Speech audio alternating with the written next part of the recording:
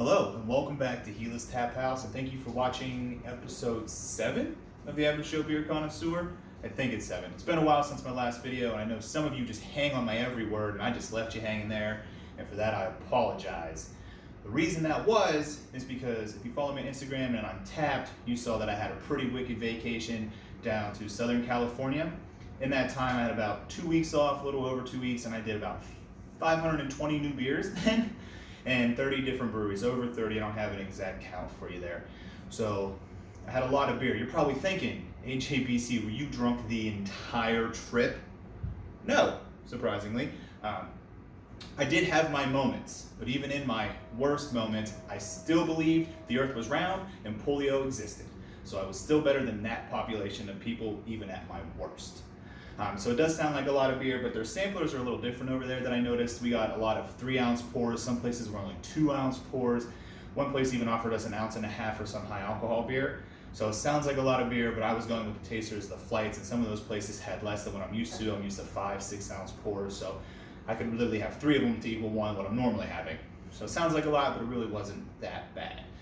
But I did gain 20 pounds on that trip, and that's why I didn't want to post the video for a while. I gained 2 notches on the belt.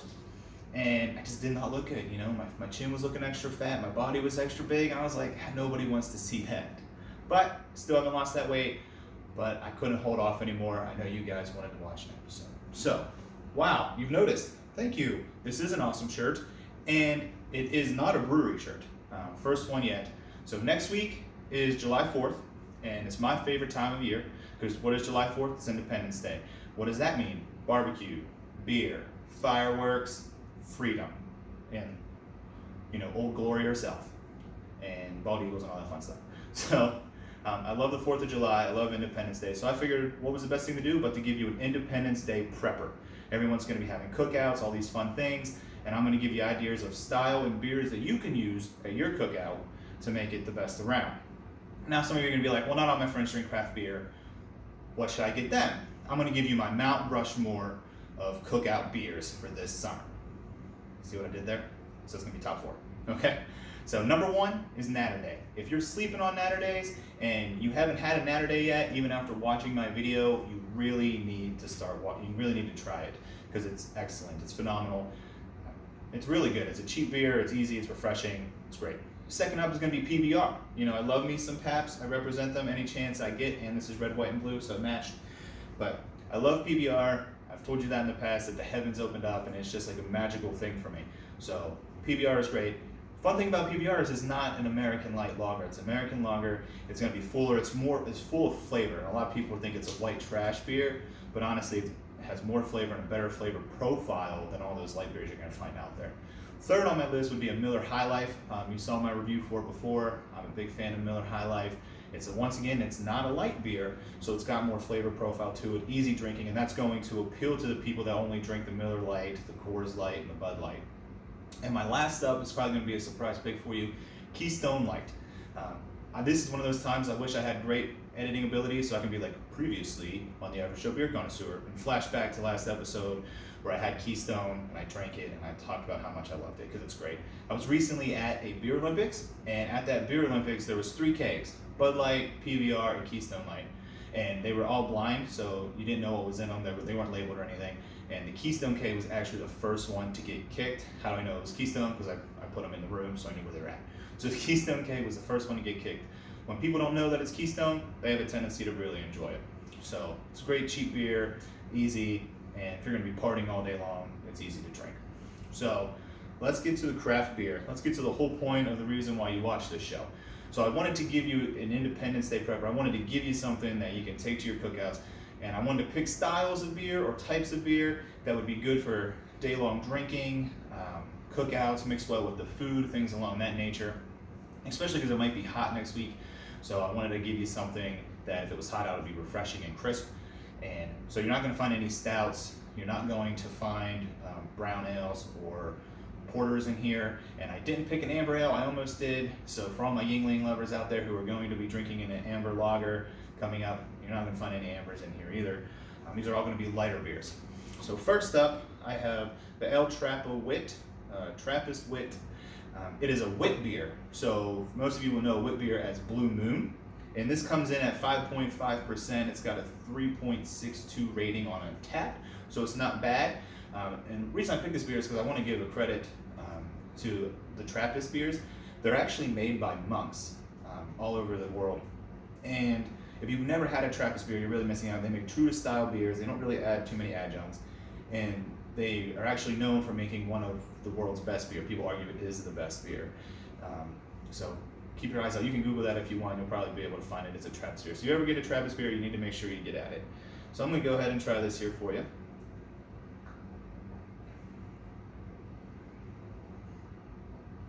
Okay. So if you ever had Blue Moon, Blue Moon kind of has like a, I don't know, it has like a strange weedy, yeasty aftertaste on it.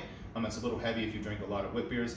This does not have that. So when you drink this, drinkability, this is extremely easy and smooth. This is crisp, this is clean, and it goes down very, very easy.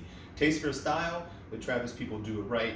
It is a wit beer, tastes like a wit beer. And the fun thing about wit beer is, back in the day, and they still do it now, they actually put orange peels in it when brewing and everything to help really bring out some flavors sometimes, depending on the brewer themselves. And that's why when you drink Blue Moon or beers like this, you see them asking to put an orange in it, because it actually helps bring out the flavor of all of that. It garnishes it too. So will this get you drunk?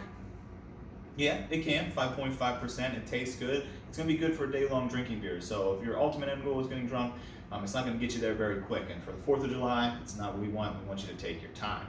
So not going to get you there right away, but that's okay because that's not what we wanted. Taste for style, it's way up there as I already said. And final overall rating, I'm going to go ahead and give this about a 3/4 pour. I'm not a wit beer fan myself, but that's one of the best wit beers I ever had. And I'm going to take a 3/4 pour of that on the 4th of July.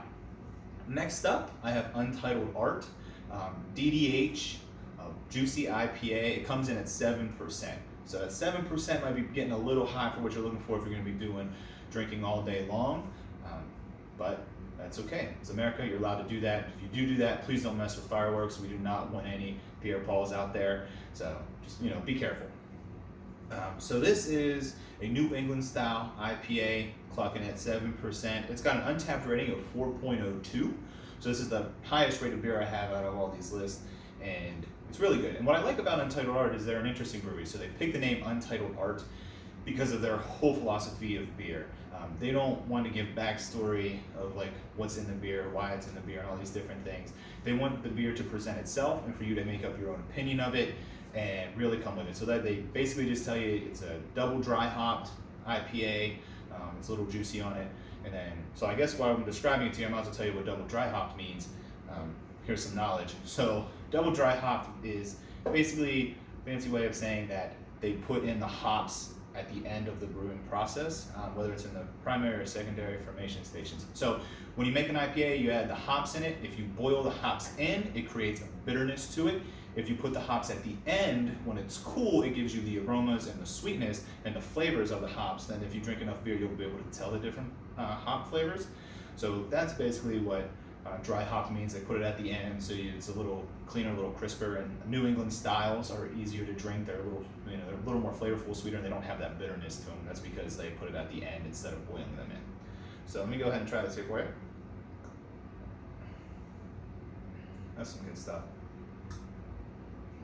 So, drinkability, it's very easy to drink. New England IPAs are known to be easy to drink because, like I said, they don't really have that much bitterness to them. That one has a little bit to it. So I'm thinking that maybe what they did is they added hops to the boiling stage, and then at the end they added more dry hops to it, which gave it that double hopped that they were talking about. And it's really good. So it's got a little bitterness, but it's mainly sweeter on the back end. That's really nice. Taste for style, it tastes like a dry hopped IPA. It tastes like a New England IPA. It's up there with one of the best. This is actually a collaboration with Microphone out of Chicago, and they do really good stuff there. So when they got with Untitled Art, which I don't know if I told you this, it's in Waunakee, Wisconsin. I think I said that right, Waunakee. I'm not sure that's how you say it, but I think it is. When they got together, they made this beer, and this beer is excellent. Will this get you drunk? At 7%, the way it tastes, how easy it is to throw back, it most definitely will do that. So on the 4th of July, if that's your end goal, get one of these 7% New England IPAs. And then final overall rating for me, With this beer, I'm gonna give this beer a full pour every time. Big fan of it, really like it. I'm gonna take another drink of it before we move on to the next one. Okay, next up we have the Apple Rhubarb Sour from New Holland. Now, New Holland is out of Michigan. You've probably heard of Dragon's Milk. Well, I did a Dragon's Milk here for you. So that's what they're really known for. They do the Mad Hatter and a couple other things that are really good. I've never had this beer, but I picked it because this is a sour gose, and this should have like a little bit of sweetness, have some sour to it, and then that style of gose is it has a lot of, not all of them, but they will have like a saltiness to it at the end, which makes that gose style. So I wanted to go ahead and give this a try.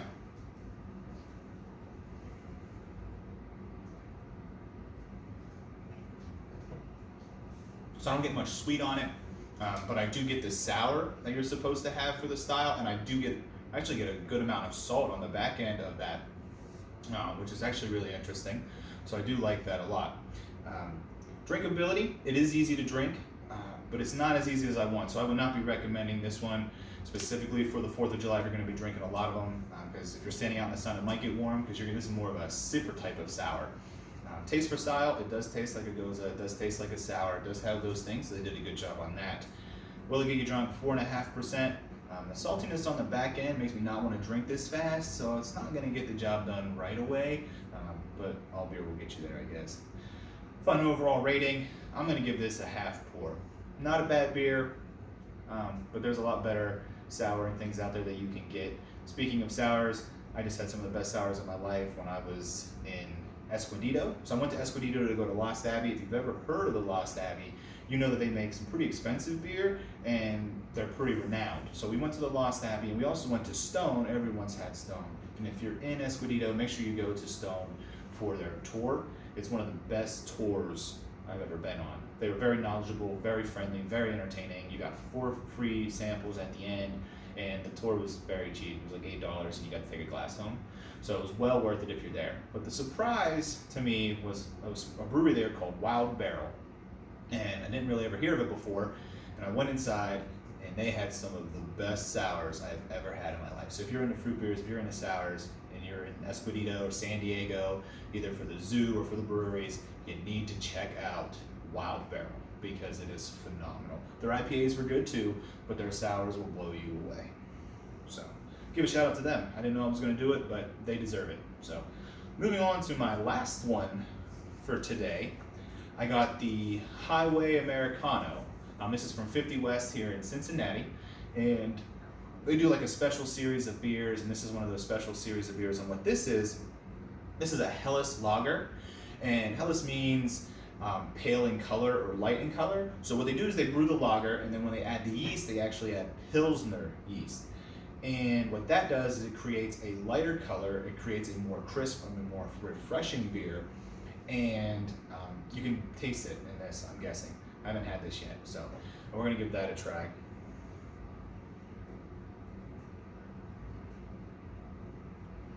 That's pretty good. So I picked this style of beer for 2 reasons. One, next week, if you can get your hands on some Pilsners, I would go ahead and do that. I recently saw that Labatt Blue is a Pilsner. I didn't know that before.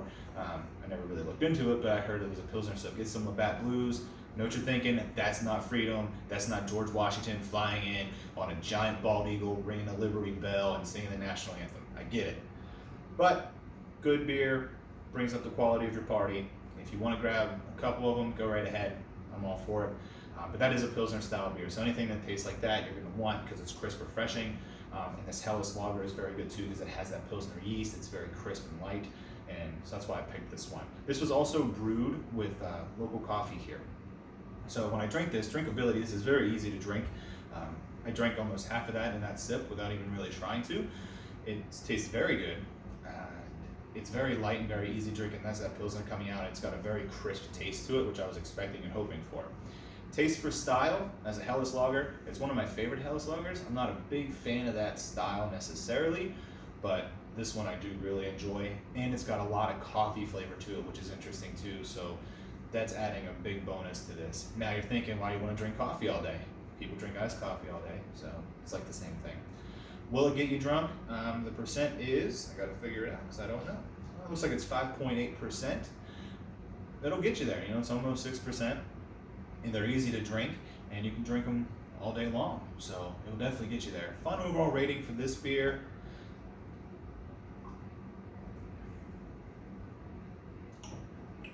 I'm gonna go with a 3/4 pour. It's really good. Highly recommend you trying it, but I'm not sure if it gets me a full pour on it or not. But I still like it.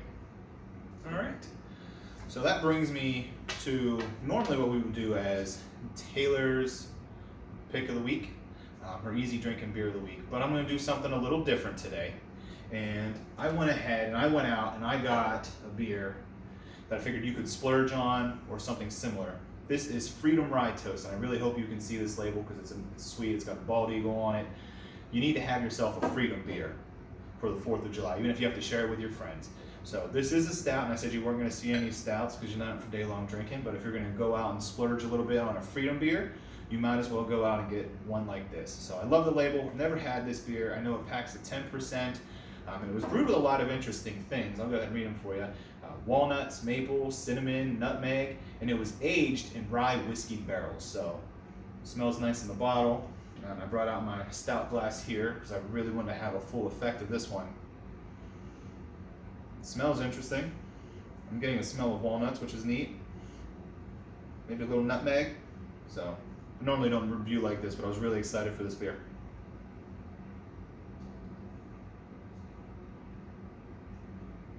That's damn good.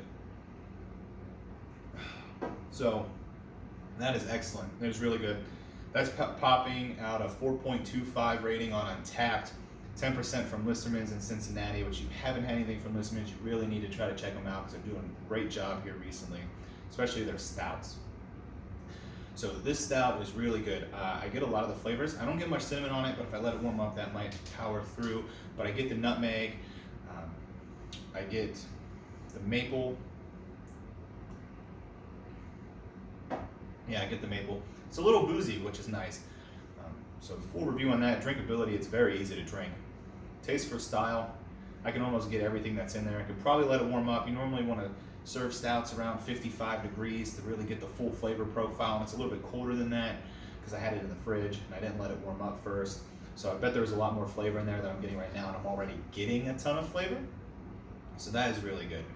And will it get you drunk? Yeah, you could easily chug that beer. That is excellent. So final overall rating, as you can see, full pour here. I wish I had another one. It was really good. So, all right, that pretty much sums up the episode today. I'll give you a quick review of LA. So LA was a lot of fun. I don't know if I'm gonna want to head back there specifically for the beer. Places, if I were you, that I would check out: Arts District Brewing, Firestone Walker, Monkish is over there, and my favorite place to end the night was at Boomtown Brewery, and I do have a beer from them here that I will be reviewing for you on next week's episode when we're in a battle of IPAs. So I did like Boomtown. It had a great atmosphere there. The staff was amazing. They were super friendly and courteous, but it also seemed like a party at the end of the night, which was a lot of fun, and the staff was great, and it was just a great environment overall. So I would check that place out. Then we went over down to Anaheim, and Anaheim overall was my favorite place for the whole trip. Service was amazing. That's because Disneyland is there, and a lot of the owners of breweries and staff that used to work at Disneyland, so their hospitality was their forefront of what it was.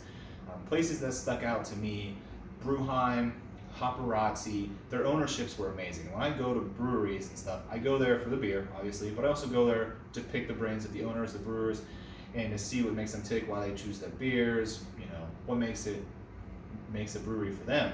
And that what makes my experience at a brewery more important. So those two places had some of the best ownerships that we talked to, the most lively. They were extremely friendly. But if you're also there, you can't pass up places like Bottle Logic, the brewery, or the Brewery Tureau. Phenomenal beers. I already told you about Escondido and Wild Barrel. And lastly is going to be San Diego we stopped at. And there was a lot of good beer in San Diego. Probably my top places were Ale Smith, Modern Times. Rough Draft had some of the best ownership that we talked to. Belching Beaver, was there. The beer Belching Beaver was really good. Loved the name too, so like that's a big bonus. And Society Brewing, Pure Project. There was a lot of great beers. I could talk about them forever. But last thing I want to say about it is if you are out there, make sure you do the Brew Hop tours. They are wonderful people. They pick you up in a Lincoln Navigator, a newer one. They drive you around to all the places. They tour you all the breweries, and they give you very in-depth lessons of them, which was awesome. I learned a lot. I had Lars, I had the co-founder / owner, and he still works as a distributor for Stone, which was kind of neat. So I got to learn how he was doing both and learn what the distribution looks like for Stone. And so he was wonderful. So Lars, if you're listening, thank you so much for a wonderful time, and thank you for putting up with me, because that's a big deal. So that's it, guys. Gonna head out. Sorry it took me so long, but I'm back, and it's gonna be every 2 weeks from here on out. So don't forget, happiness is just a flight away. Cheers.